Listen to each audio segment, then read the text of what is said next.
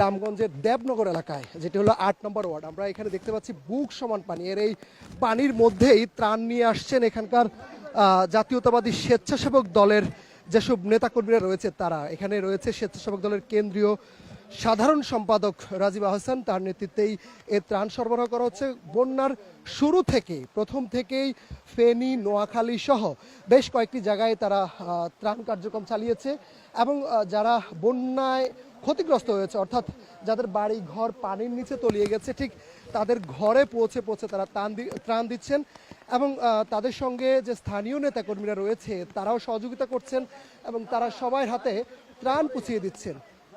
আমরা একটু শুনি আসলে তারা কিভাবে এই ত্রাণ বিতরণ করছে। কালকে কি বাড়ছে পানি না কমছে? আরো বাড়ছে? না, কেউ আসে নাই। আচ্ছা, খালেদা জিয়া তারেক রহমান পাঠাইছে, আমরা আসছি, আবার আসব।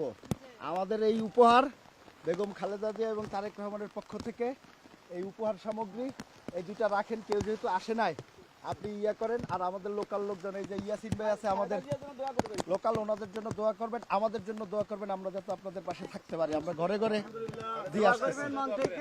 আমরা শুনছিলাম আসলে যে এই ত্রাণ, এই যেভাবে ত্রাণ বিতরণ করছেন, অর্থাৎ এটিকে উপহার হিসাবে তারা দেখছেন যে বন্যায় ক্ষতিগ্রস্ত যেসব মানুষ রয়েছে তাদেরকে উপহার হিসাবে তারা এই খাবার দিচ্ছে।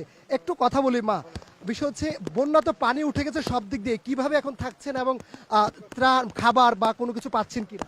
খাবার কোনো কিছু পাচ্ছি না। তাছাড়া আমরা ইয়ের উপরে, খাড়ের উপরে থাকি, চুলায় পাক করতে পারি না, পানি আনতে খাইতে পারি না, লেফটিনে যাইতে পারি না, ঘরের দরজায় পানি। এখন খাবার এটা পাইছি, এটা তারেক বিএমপির পকেট থেকে পাইছি, দিছে। আমরা কথা বলছিলাম এখানে যারা আছেন, যারা ত্রাণ পেয়েছেন, অর্থাৎ উপহার হিসাবে খাদ্য সামগ্রী পেয়েছেন, তাদের সঙ্গে কথা বলছিলাম। আমি যদি একটু দেখানোর চেষ্টা করি, এই প্রত্যেকটা ঘর কিন্তু পানির নিচে, এটা অনেক উঁচু জায়গা হওয়াতে এখনো খাটের উপরে কোনোভাবে তারা তাদের দিন কাটাচ্ছে। এবং যে জায়গাটা মেন, যে বাড়ি থেকে বের হওয়ার যে সড়কটি রয়েছে সেটি যদি একটু দেখাই, সেটি অনেক মানে বুক সমান পানির ভেতরেই আসলে পার করতে হচ্ছে তাদের। এবং আমরা একটু পুরোটা দেখানোর চেষ্টা করব। এখানে ঝুম বৃষ্টি হচ্ছে, অর্থাৎ সকাল থেকেই কিন্তু টানা বৃষ্টি হচ্ছে। দুপুরের প্রায় 2 থেকে 3 ঘন্টা বৃষ্টি বন্ধ ছিল, এরপরে আবারও বৃষ্টি শুরু হয়েছে। এবং আমরা একটু দেখানোর চেষ্টা করছি যে পুরোটাই যে কিভাবে আসলে ত্রাণ কার্যক্রম চালানো হচ্ছে। এখানে প্রত্যেকটি ঘরে ঢুকে ঢুকে তারা কাজ করছে এবং এখানে যারা অন্য যে নেতারা রয়েছে, স্বেচ্ছাসেবক দলের যে সাধারণ সম্পাদক রাজীব আহসান ছাড়াও রয়েছে এখানে স্থানীয় যেসব নেতারা রয়েছে তারা রয়েছে। আমরা একটু কথা বলবো রাজীব আহসানের সঙ্গে। আসলে আমরা তো বেশ কয়েকদিন যাবৎ দেখছি যে বন্যা শুরু হওয়ার প্রথম থেকে দেখতে পাচ্ছিলাম যে আপনি ফেনীতে দুর্গতদের মাঝে খাবার বিতরণ করছেন এবং রান্না করা খাবার আমরা দেখেছি গলা সমান পানিতে আপনি দিচ্ছেন। নোয়াখালী দিয়েছেন, লক্ষ্মীপুর দিয়েছেন। কি অবস্থা দেখছেন আসলে মানুষের? আসলে যতটুকু প্রয়োজন ততটুকুই পৌঁছানো কি সম্ভব হচ্ছে? মানুষের খুবই দুর্বিষহ অবস্থা। এই দুর্যোগ অবর্ণনীয়। সাধারণত আমরা দেখে থাকি যখন এই দুর্যোগগুলোর সময়ে পানি কিন্তু নিচু এলাকায় বেশি থাকে।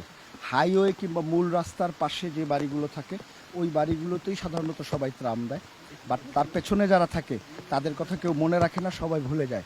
এবং নিচু জায়গাগুলোতে বেশি পানি থাকার ফলে তারা কিন্তু উপরে আর যেতে পারে না। তো আমরা এই জন্য আমাদের চেয়ারম্যান সাহেব জনাব তারেক রহমান আমাদেরকে সরাসরি নির্দেশনা দিয়েছে যে তোমরা জাতীয়তাবাদী স্বেচ্ছাসেবক দল যত নিচু এলাকায় পারো, যেখান থেকে মানুষ ঘর থেকে বের হতে পারে না, সেই জায়গাগুলোতে তোমরা যাবা এবং তাদের কাছে এই উপহার সামগ্রীগুলো পৌঁছে দিবে। আমরা স্বেচ্ছাসেবক দল, আমি সহ, এখানে আমাদের ইয়াসিন আলী আছে, ফখরুল ইসলাম রবিন আছে, অন্যান্য এখানে রফিক আছে, জয়েন্ট সেক্রেটারি, অন্যান্য নেতৃবৃন্দ আছে, তারপর জেডাই কামাল আছে, সবাই আছে, রুমি আছে, সবাইকে নিয়ে কাজ করছি। আমাদের সভাপতি অন্যদিকে কুমিল্লায় আছেন, উনিও কাজ করছেন। আমরা এইভাবেই কাজটি করার চেষ্টা করছি যে প্রত্যন্ত জায়গায় ঘরে ঘরে পৌঁছে দেওয়ার জন্য। এবং পানি যদি একটু কমে তখন আমরা বড় আকারে লোকজন যখন যেতে পারবে তখন এক জায়গায় জড়ো করে আমরা ত্রাণগুলো দিব। বাট এখন আমরা মানে যাদের কাছে কেউ যায় না, আমরা চেষ্টা করছি আমাদের মন থেকে আন্তরিকতা দিয়ে তাদের কাছে পৌঁছানোর জন্য। আমরা কথা বলছিলাম রাজীব আহসানের সঙ্গে। আমরা আরেকজনের সঙ্গে একটু কথা বলবো, স্বেচ্ছাসেবক দলের নেতা ইয়াসিন আছেন, আমরা একটু ওনার সঙ্গে কথা বলবো।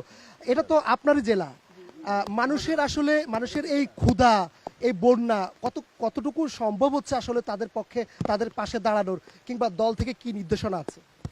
সবচেয়ে প্রধান কথা হলো যে এবারই বন্যায় এদেশের ছাত্র সমাজ এবং জনগণ যারা বিত্তমান তারা সকলে এগিয়ে আসছেন, তারাও চেষ্টা করছেন। আমার দলের পক্ষ থেকে আমার ভারপ্রাপ্ত চেয়ারম্যান দেশ নায়ক তারেক রহমানের পক্ষ থেকে তার নির্দেশনায় আমরা সারা বাংলাদেশের স্বেচ্ছাসেবকদের টিম ওয়াইজ আমরা কাজ করছি, যেন আমরা নিম্নাঞ্চলে গিয়ে যে গরিব দুঃখী রয়েছেন, আসলে এখন অনেকেই গরিব দুঃখী না, অনেকেই কিন্তু লজ্জাও পান, সেজন্য আমাদের মোবাইল নম্বর আমরা দিয়ে দিয়েছি, যে যারা আসতে পারছে না রাতের আধারে তাদেরকেও আমরা দিচ্ছি।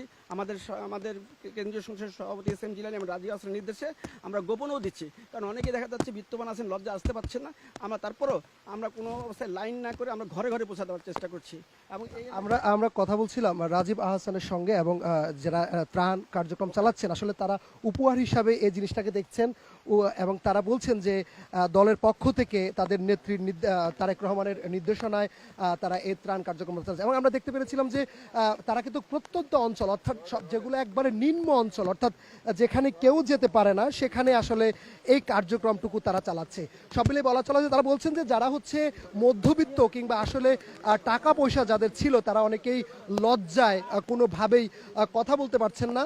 সে লজ্জার কারণেই মূলত যারা এই উপহার সামগ্রী নিতে পারছেন না, তাদেরকে তারা যেন কোনোভাবেই সেটি কোনো কিছু না মনে করে তাদেরকে ফোন দেন, এবং ফোন নাম্বারে ফোন দিলে তারা তাদের বাসায়, অর্থাৎ সন্ধ্যার পরে তাদের বাসায় কিন্তু তারা এই ত্রাণ পৌঁছে দিবেন, এবং ত্রাণ পৌঁছে দেওয়ার মাধ্যমে তারা আসলে যেসব ভুক্তভোগীরা রয়েছে তাদের সেবা করার চেষ্টা করছেন, এবং এই সেবার মাধ্যমে সবাই আরও বেশি উপকৃত হবেন এমনটি মনে করা হচ্ছে। তো রামগঞ্জ থেকে বন্যার এই নিয়ে ছিল আমার কাছে সর্বশেষ।